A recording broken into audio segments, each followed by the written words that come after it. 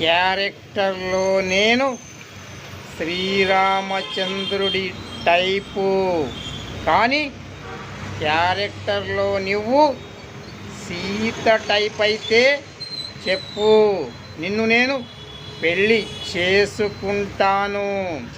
కానీ పెళ్ళి చేసుకున్న ఫస్ట్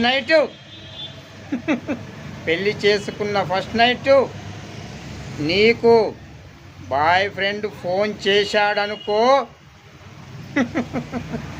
నీకు నేను విడాకులు ఇవ్వడం మాత్రం కన్ఫామ్.